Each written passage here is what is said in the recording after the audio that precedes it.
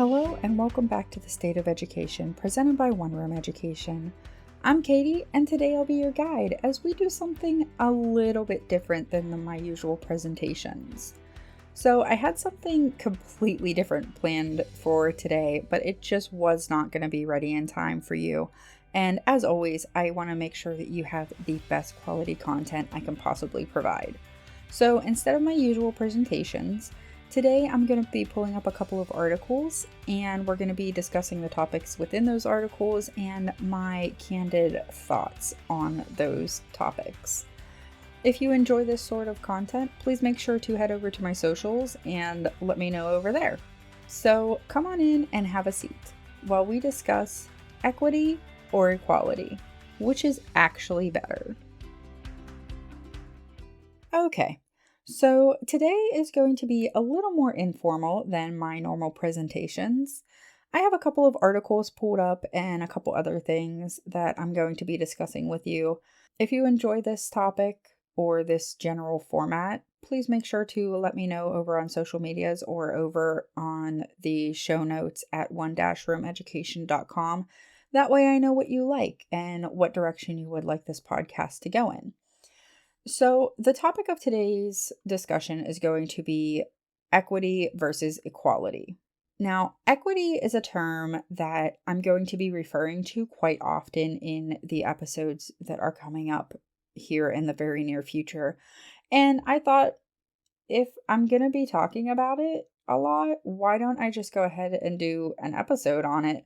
Because it's really important to understand the difference between equity and equality whenever you're talking about education, especially today, because the amount of legislation that's coming out and has come out in the past 2 or 3 years, it hasn't even really been that long, that includes specifically the word equity as a replacement for the word equality is staggering. And it's not just at a federal level, it's also at a state level. So it's really important for us to understand the definitions of the words that are being used in the current culture and how those words are being used to understand how we can either support it or combat it, depending on what your stance is. So if we're going to be talking about the two terms, equity and equality today, and the differences between the two, I thought that it was important to define those two terms from the get-go. So to keep everything fair, I'm using the same dictionary resource for both definitions. So the dictionary I'm using is the Merriam-Webster Online Dictionary, and I will make sure to link everything in the description and over in the show notes and resources over at one-roomeducation.com, as I do with every other episode of the State of Education podcast. So the definition of equality is where we're going to start first. And Merriam-Webster's online resource defines equity as, quote, justice according to natural law or right specifically, freedom from bias or favoritism. Okay, I can agree with that. And then definition 1B is, quote, something that is equitable. Okay, that would make sense that equity is included under equitable. So let's go ahead and go over to equitable on merriam-webster.com and see what the definition is of equitable. So the definition of the word equitable, according to Merriam-Webster, is, quote, having or exhibiting equity, dealing fairly and equally with all concerned, unquote. Now, this is something that drives me absolutely insane, okay? And Merriam-Webster especially has been doing this lately because Merriam-Webster's dictionary tends to evolve with the cultural colloquial uses of words a lot quicker than, say, the Oxford Standard English Dictionary, which is what I tend to use. So what they've been doing, I don't know if you noticed this, in the definition for the word equitable, they use the word equity. And in the definition for the word equity, they use the word equitable. So they use both terms to define each other, but they don't necessarily really define the terms separate from each other, which means that it's a circular definition. So you don't really completely understand what either of the words mean, and you don't completely understand the difference between the two words. So if they're the same word, why aren't they part of the same entry? Anyways, they do this with quite a few of the words that are used, I would say rampantly, within the cultural left, but that's not the point of this episode. So for our purposes, we're going to define equity as the definition 1A according to Merriam-Webster, which is, quote, justice according to natural law or right specifically, freedom from bias or favoritism, unquote. Okay, freedom from bias or favoritism. That sounds really, yeah, okay. That sounds like a good end goal. So then what is equality? Well, according to merriam-webster.com again, the definition of equality is, quote, the quality or state of being equal. So we're going to do the same thing that we did with equity, and we're going to go ahead and go from equality to the word equal to make sure that we fully understand the definition. Okay? So according to Merriam-Webster, the definition of equal, 1A1, is, quote, of the same measure, quality, amount, or number as another. Definition 1B, according to Merriam-Webster for equal, is, quote, like in quality, nature, or status. And definition 1C is, quote, like for each member of a group, class, or society, unquote.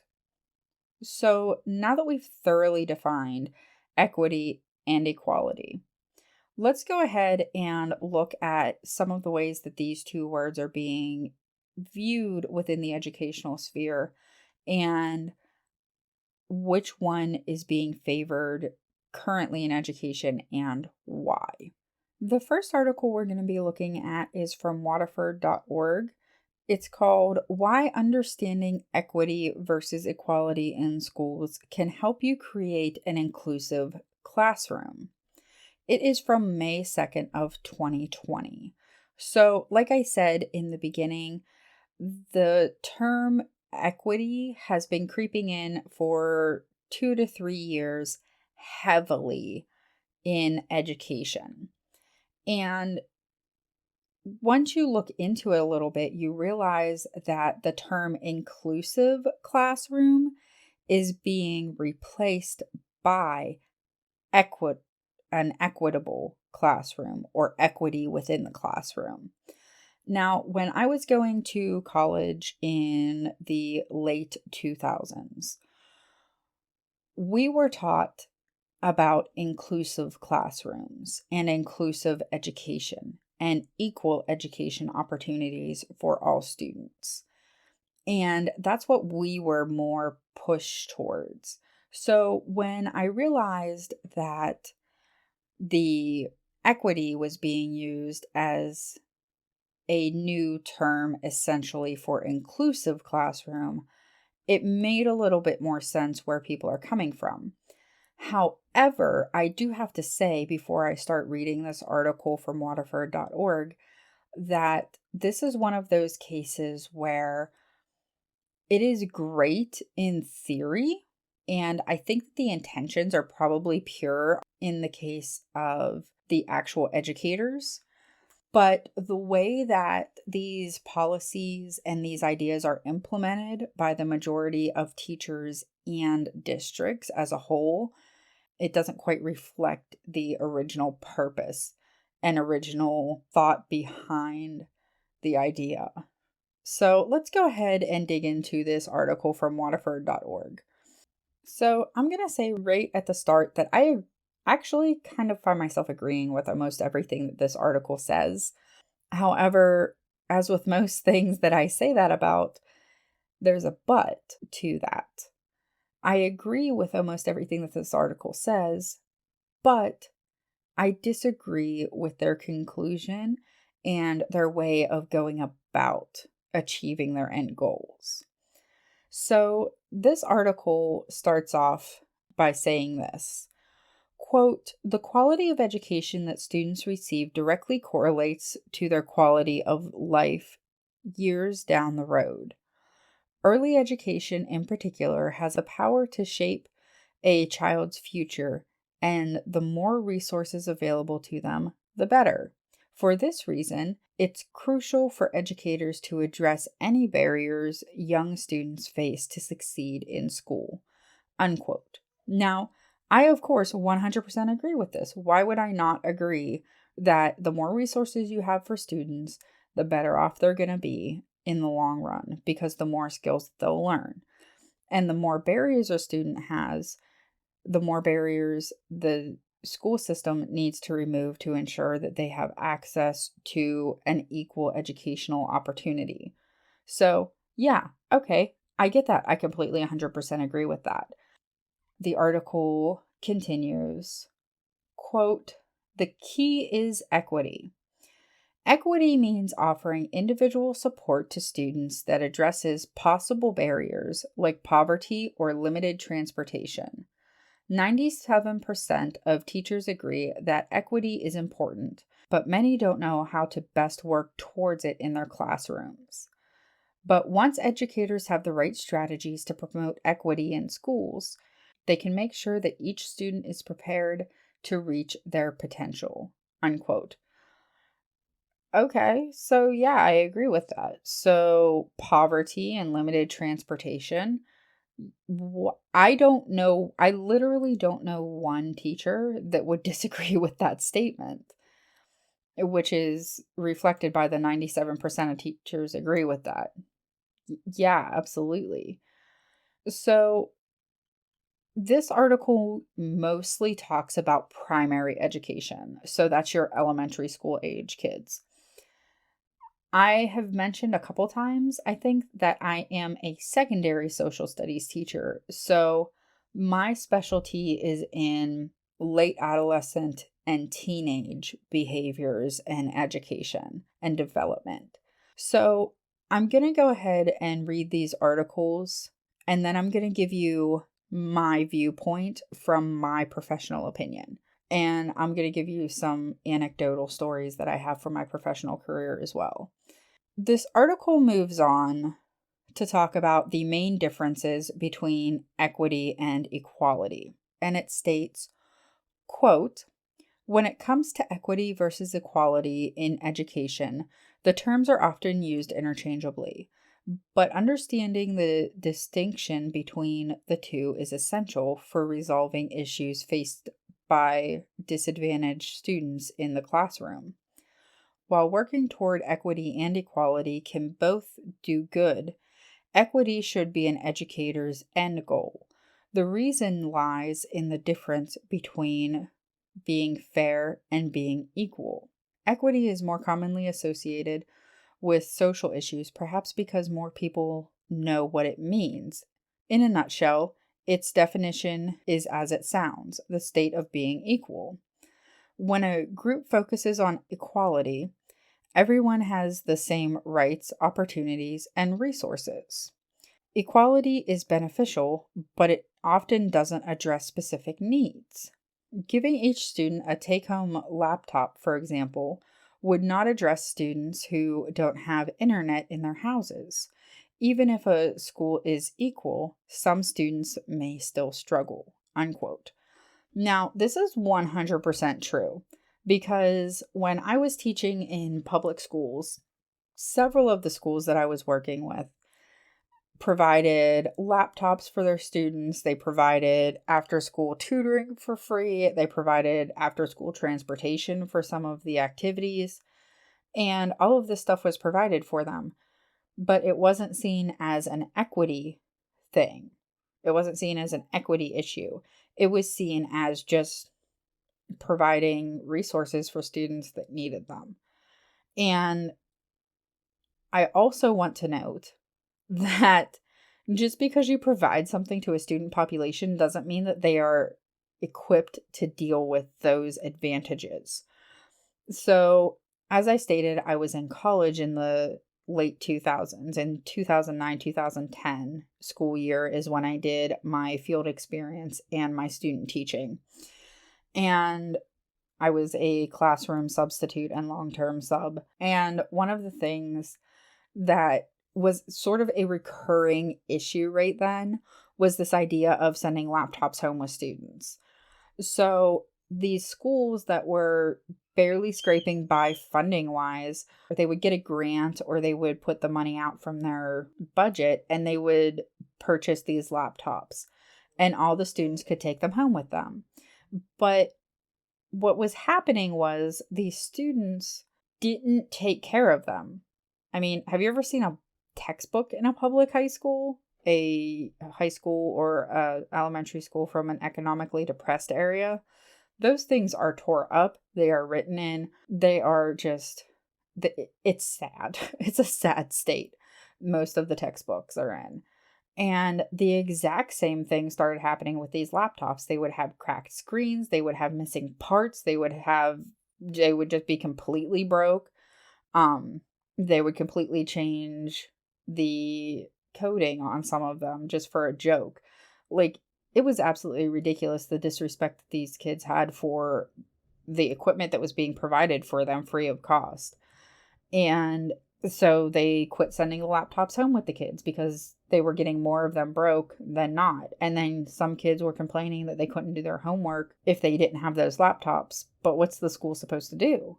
Right? You can't send each kid home with a laptop based on what their behavioral history, because then you have all these other kids that actually could use it, but they just don't have the respect for the equipment and what's being provided for them, and their parents don't care.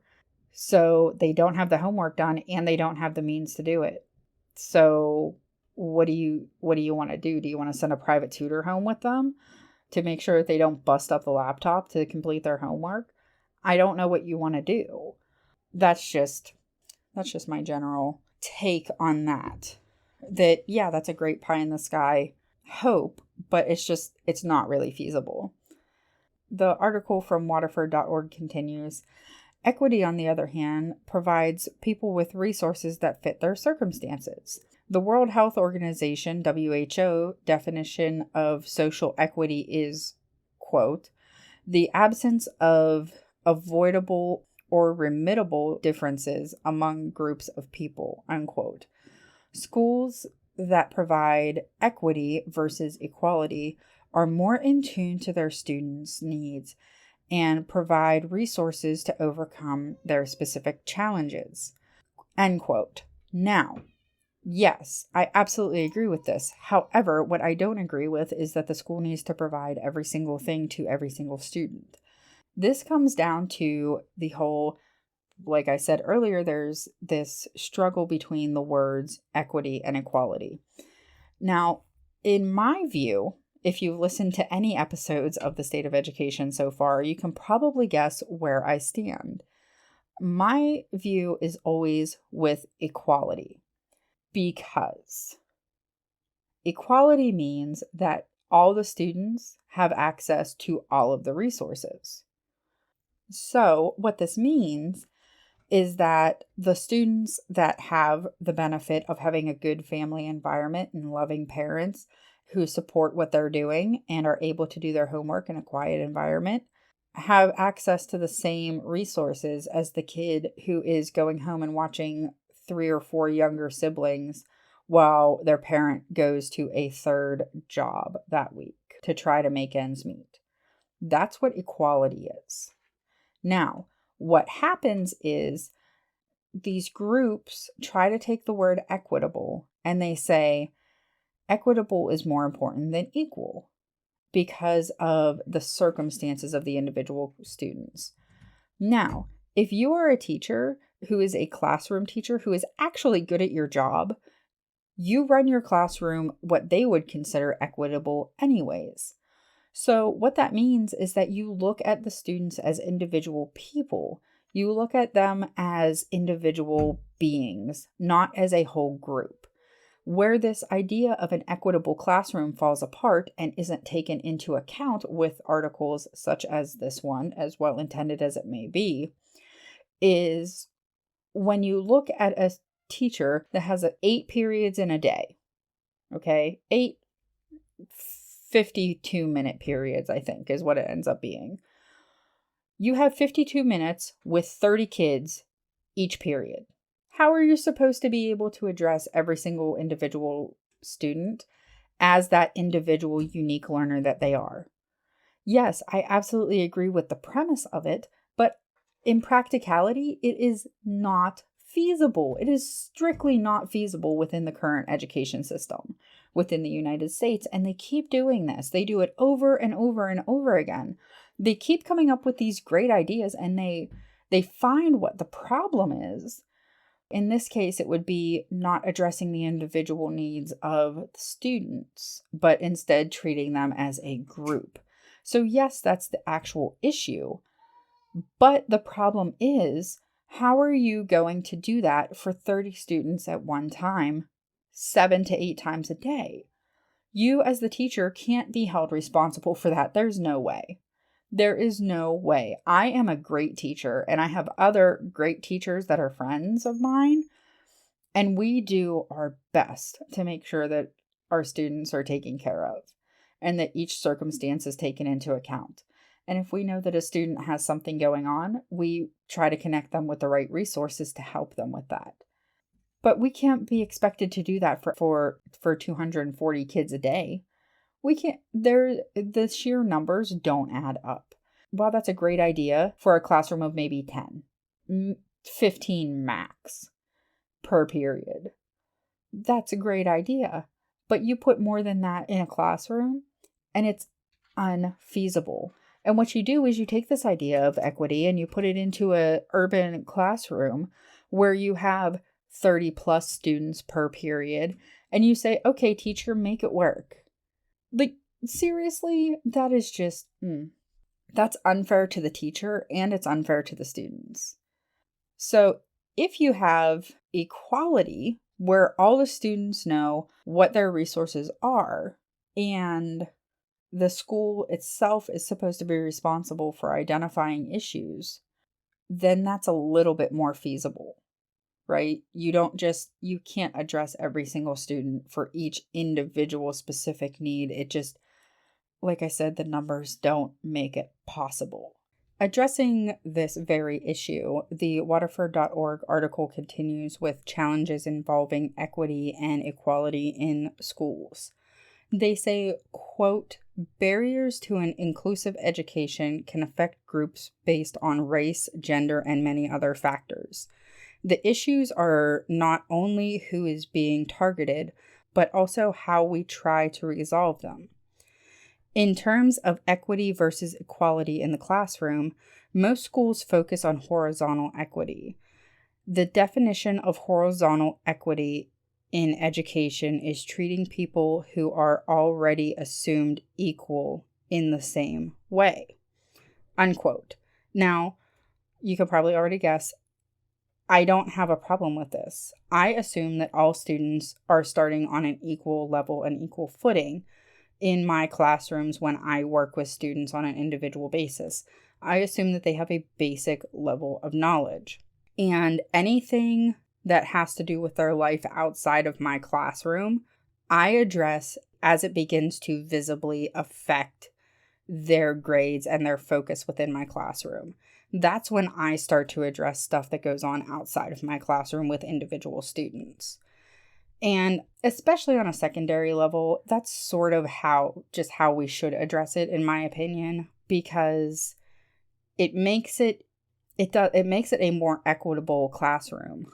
I was teaching a class in an alternative education school, and the principal told me that I should read all of the IEPs because I only had one student that didn't have IEPs, and that I should read all of their criminal records and why half of them had ankle bracelets on. And I told her I would take the information home with me and I would review it as necessary. And I had the only classroom in that building that had behaviors that were actually being addressed, that had behaviors that were actually improving throughout my tenure in that classroom, because I didn't treat the students as pre-existing problems and pre-existing issues.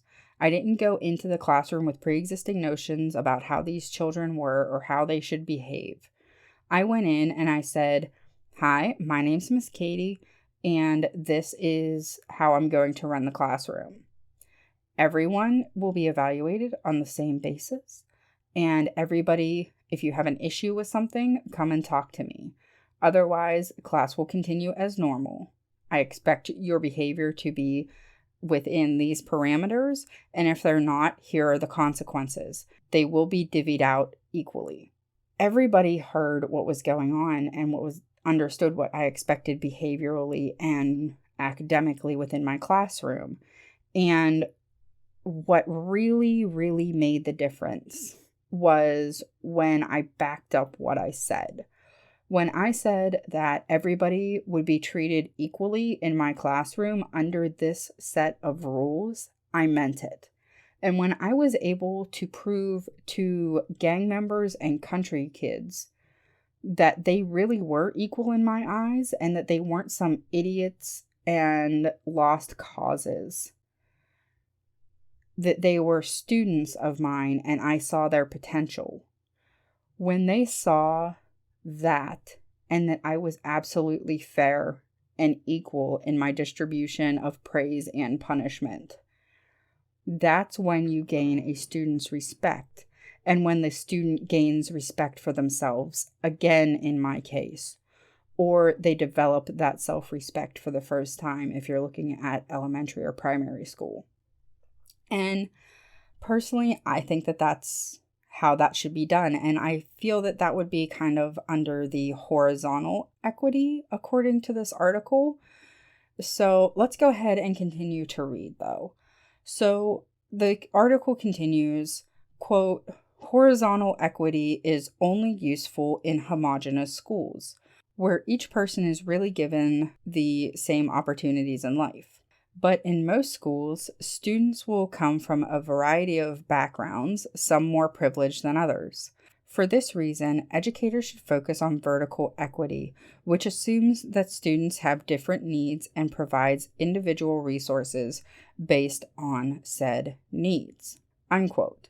Now, that sounds extremely similar to what I just described, how I run my classrooms, whether it's at an alternative school, like I had described just previously, or whether it's in a regular urban type school, whether it's in a suburban school or a rural school district, it doesn't matter. I treat every single classroom of students that I have ever encountered the exact same way. It doesn't matter if it's an advanced placement class, whether it's a homeschooling group, or whether it's a special education class where the kids can barely figure out what we're doing. It doesn't matter. I have the same set of rules, and I set expectations high yet realistic for the group of children that I'm working with. And I've had extremely varied backgrounds within my classrooms. I've had racially diverse, I've had culturally diverse, I've had economically diverse classrooms. And guess what? If you treat every single student as if they are a person and as if you see them equally as your student and that you are invested in them as an individual and their success, they 100% will rise to that occasion every single time. And that's what's missing. And that's what I find sad about this idea of equity. It's that these people assume that because you come from a lower income background, or because you come from a certain cultural or racial background, or because you're a female instead of a male, or whatever, that you innately have a lesser footing within the educational culture. And that is just, that way of thinking is so perverted to my mind and the way that I view the world and the way that the people that I work with and the students that I work with view the world, it creates the problem that you're trying to fix. The solution is easy. You don't have to come up with a bunch of fancy words or a bunch of new programs or anything. It's easy.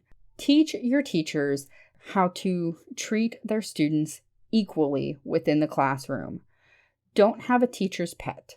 Don't favor children specifically in front of the other children. Does every teacher have a favorite? Absolutely. We are people.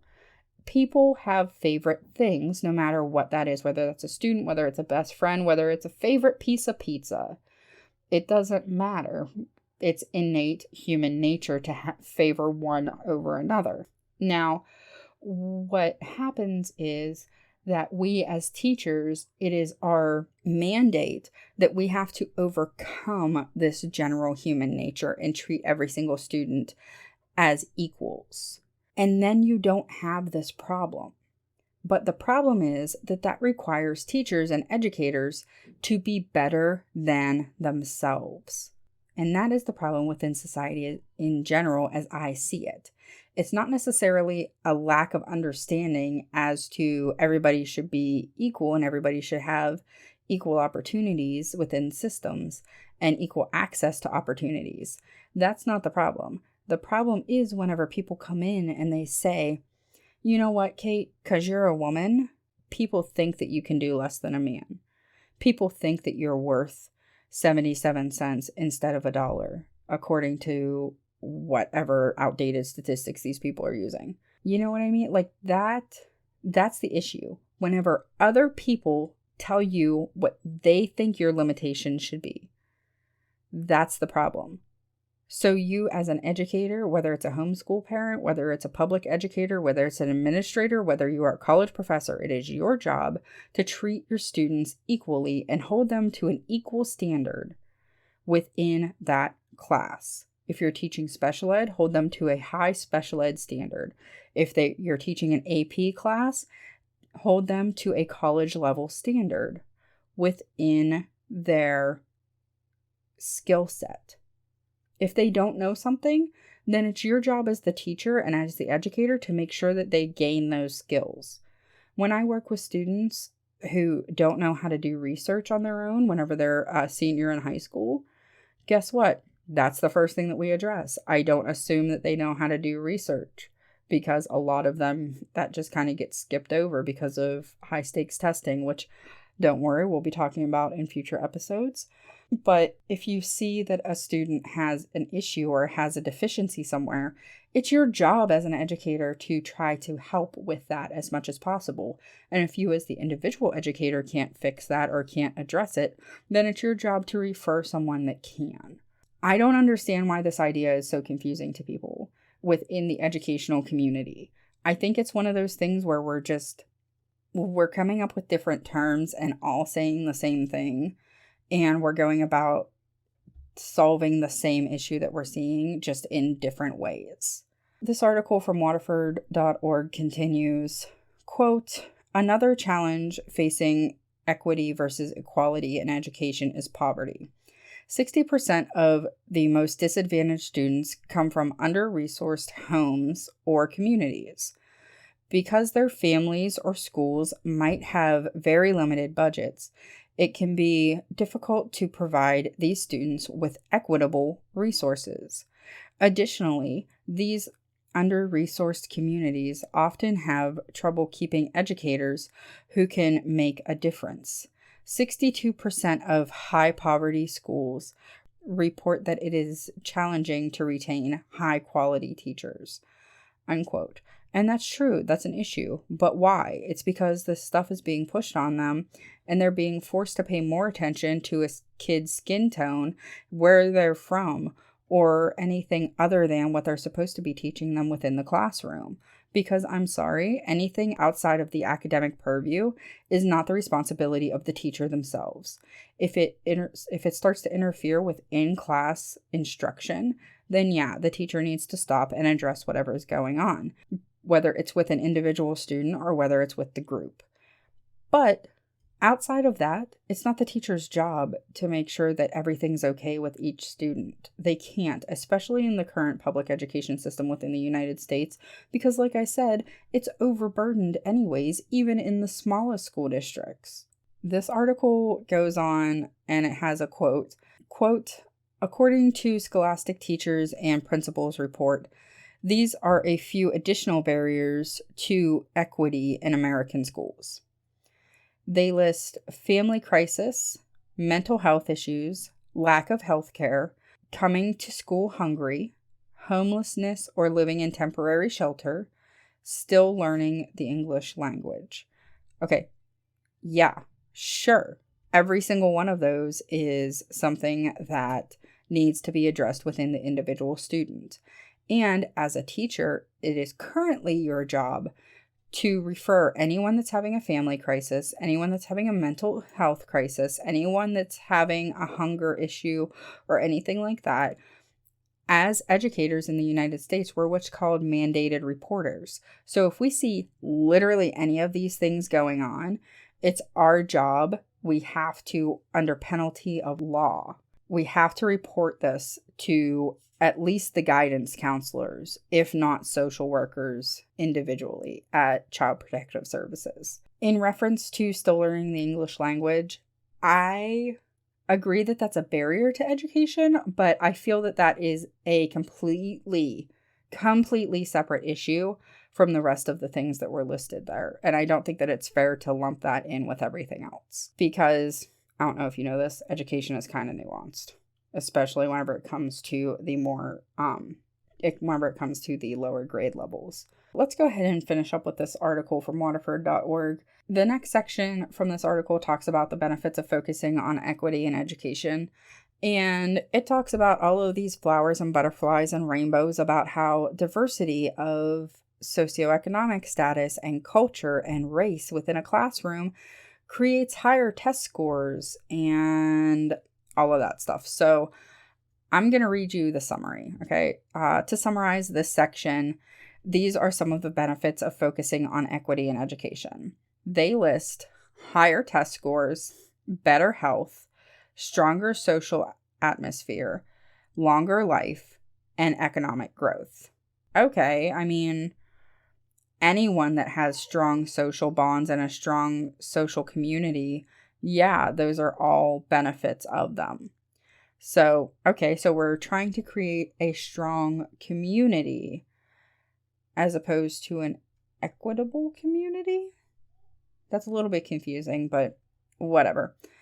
So at the end of this article by Waterford.org, they give tips for using equity to create an inclusive classroom.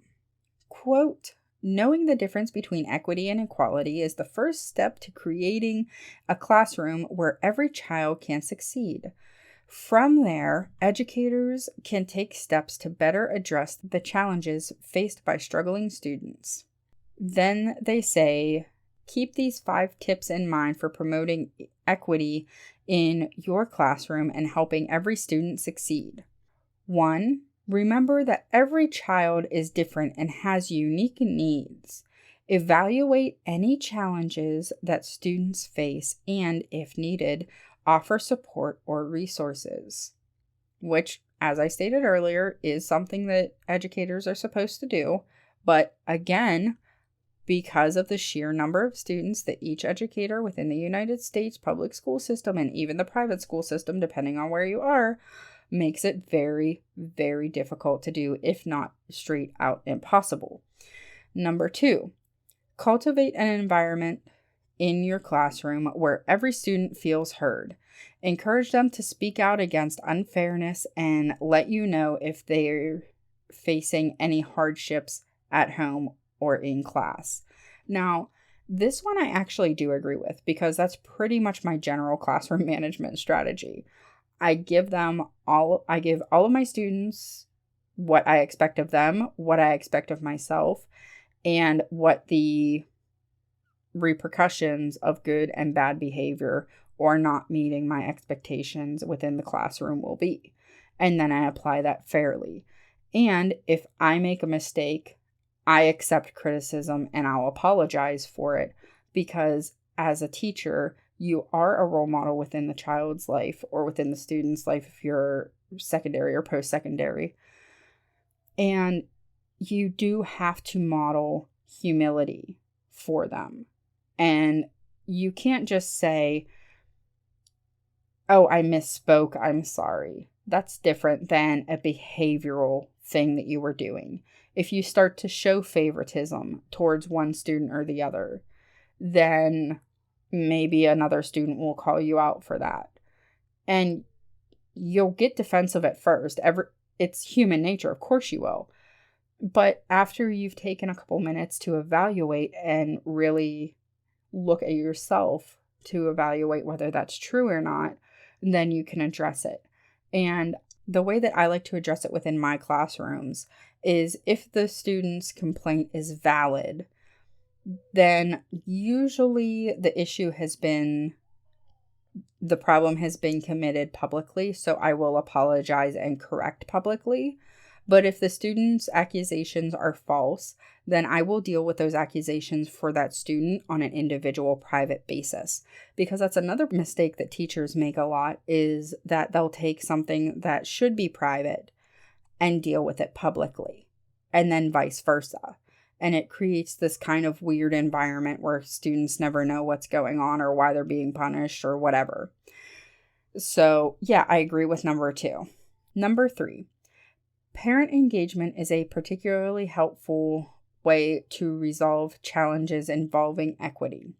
Keep open communication with parents and encourage them to volunteer or attend school events to involve them with their child's education. Again, yes, that's a great idea. However, have you ever met a psychotic parent from your class? I have.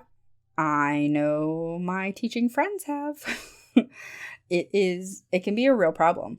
And if you're having a disagreement with a student and you try to talk to one of their parents, a lot of times, the majority, I'm talking like 9 times out of 10, that will backfire on you so bad, because a lot of times the attitude or the issue with the student, you'll notice, is a direct attitude or issue with the parent as well. So while parent engagement is particularly helpful in most cases, sometimes it's just not. And that's not really something that the education system can address at this point. The only thing we can do is work with the students currently in the system to try to make it so that they can be better parents.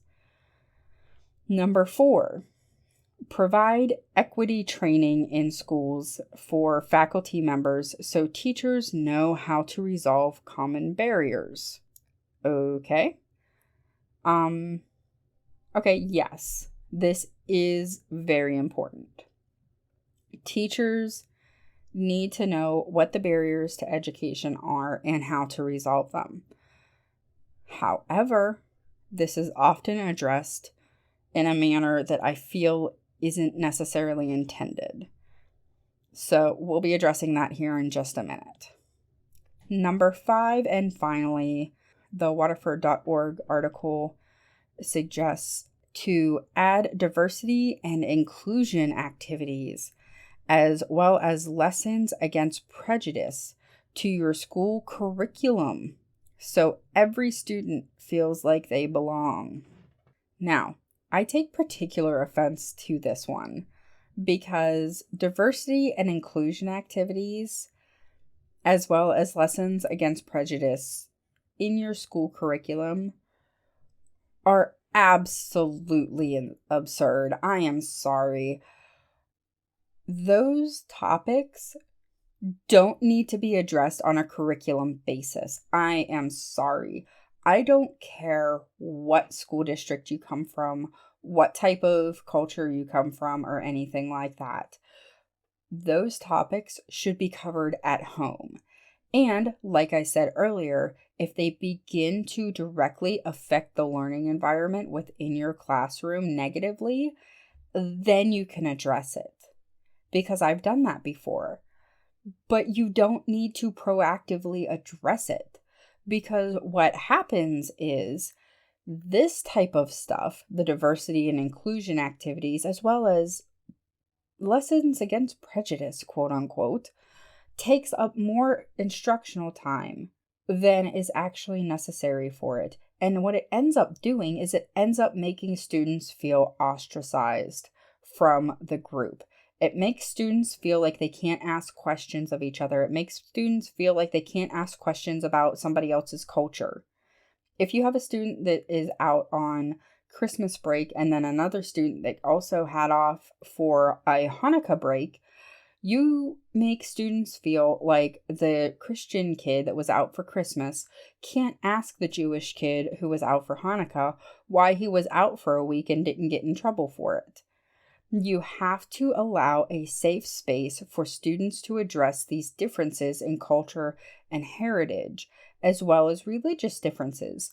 It has to be a safe space for these conversations to happen, because if you don't have a safe space for these conversations to happen, and you do diversity and inclusive activities and lessons against prejudice, and you teach these kids that any questions of someone else's culture that might be deemed offensive by someone within that culture are not acceptable, what happens is it ends up increasing prejudice and increasing intolerance and decreasing diversity within communities. Trust me, I guarantee it. You can look up some stats. Sorry, I get really heated about this because it is so misguided.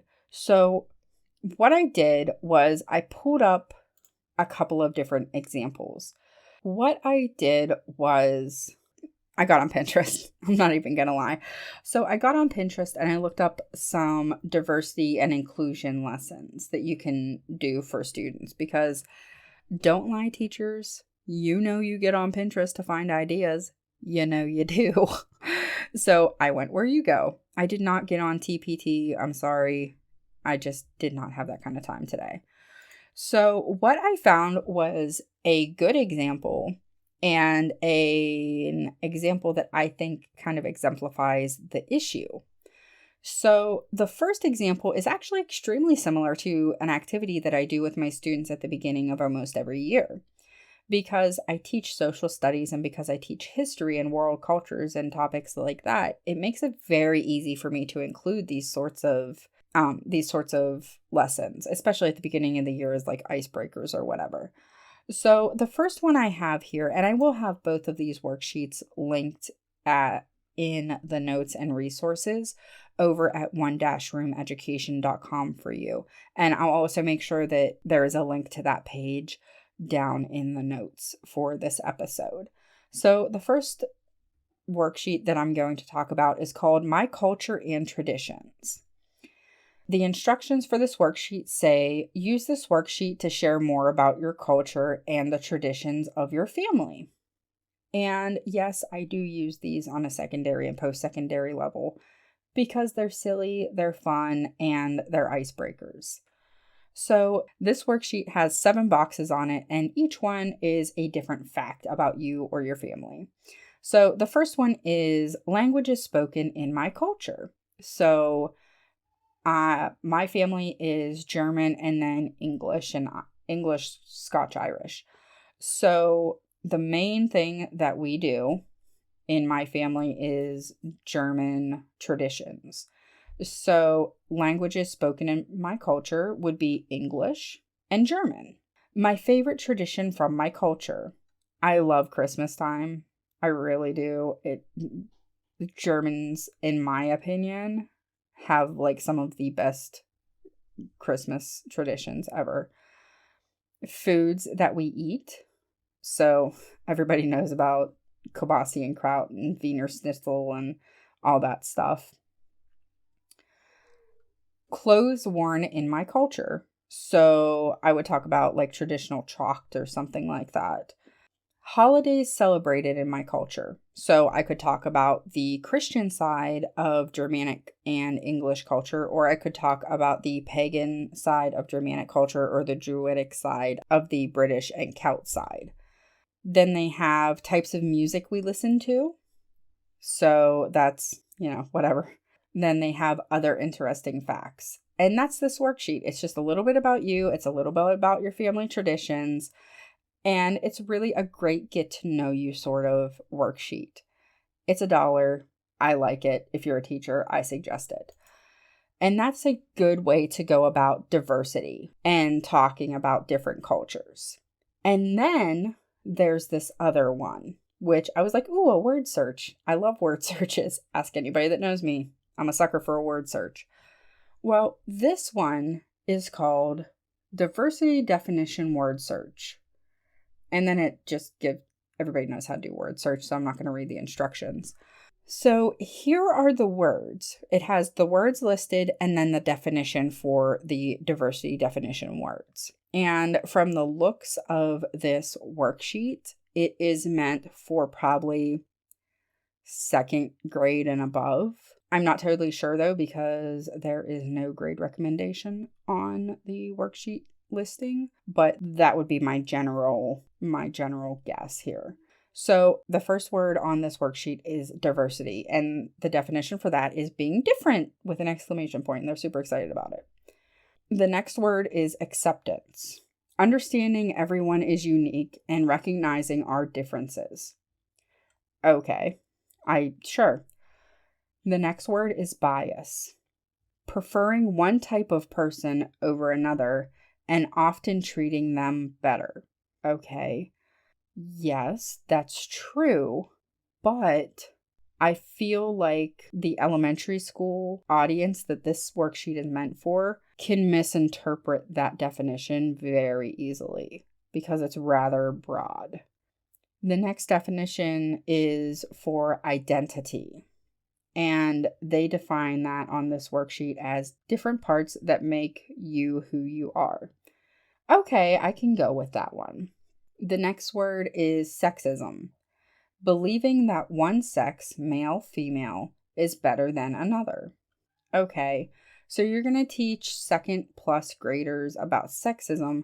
So when a boy goes up to you on the playground and says, boys rule and girls drool, is there a little girl that's going to scream you're sexist at the little boy? I mean, come on, people. Do we really need to be teaching them about this at that age? The next definition is culture, and that is a group of people with similar race, language, beliefs, food, way of life, and other things. Yeah, that's a pretty straightforward thing. The next word is racism, believing that one race is better than another. Okay. Discrimination, treating others badly because they're different. Now, I don't know that that's necessarily a good definition, again, for this elementary school audience that this worksheet is meant for, because you have basic bullying would fall under their definition of discrimination, which I don't think is fair to elementary school students. The next word they have is stereotype, an assumption used to describe a group of people. Okay, yes, that's true. But again, should elementary school students, especially like 2nd, 3rd grade, as I would assume that this worksheet is made for, even really be addressing terms like racism and stereotype? I don't think it's really necessary if you conduct your classroom the way that I have mentioned that I do, and that most of the teachers that I know try to. The final word on this word search is inclusion, making other people feel welcome and involved. Now that word, absolutely. Diversity, acceptance, inclusion, identity, culture. Yes, I believe that all of those things should be taught in your classroom. But I don't think you need a word search on it. You don't need to be shoving this stuff down your students' throats 24/7. And if you're trying to achieve one of these quote unquote equitable classrooms, this is the kind of crap that your students are going to get every single week. Now, maybe not every single week, but at least once a month, I can almost guarantee you, because especially if you're requiring it on a curriculum basis, which means it's built into your child's education on a fundamental level, especially if it's embedded into the curriculum. This is the kind of stuff that is required by teachers, whether you agree with it or not, to present to your students.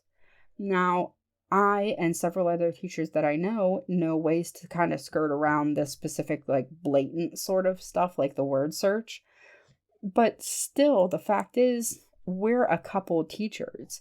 When the majority of teachers are bowing down to this sort of ideology within the classroom and imposing it upon your children and your students, what how do you expect that they're going to react? How do you expect that they're going to interact with the outside world as a whole? It systematically changes the way that students think about themselves, and it systematically changes the way that they look at the world. And I know that that they are trying to sell this as something that's made to make people more inclusive, but in reality, what it's doing is the exact opposite. So, those are just some of my thoughts on equity and equality in the classroom. I really very much would love to know what your thoughts are on this subject. If you're a public educator, please send me a message. Let me know what you've been seeing going on in your school district. Let me know if this is as big of a problem as I think it is, or if I'm just completely overreacting and this is only happening in a couple of schools in a couple of states and it's not really that big of a deal. I would love to start a conversation with you guys. Either send me a message or head over to one-roomeducation.com and check out the question of the week in association with this episode. Just in case you didn't know, every single episode of the State of Education podcast on the notes and references page over at one-roomeducation.com has a question of the week if that relates to that week's episode.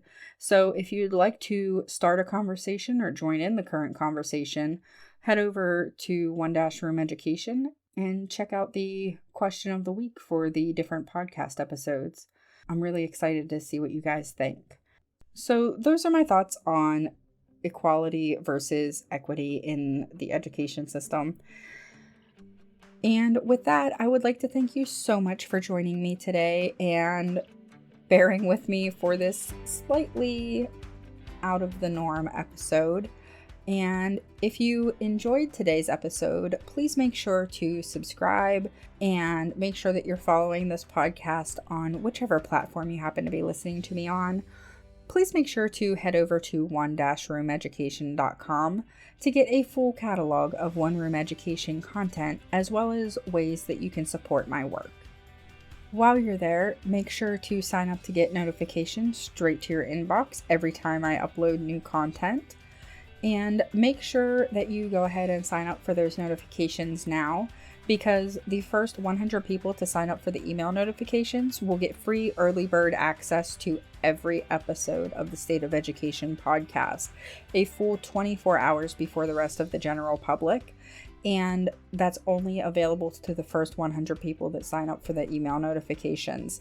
After those 100 people have signed up, the early bird access will go behind the paywall forever. So make sure to sign up for your chance.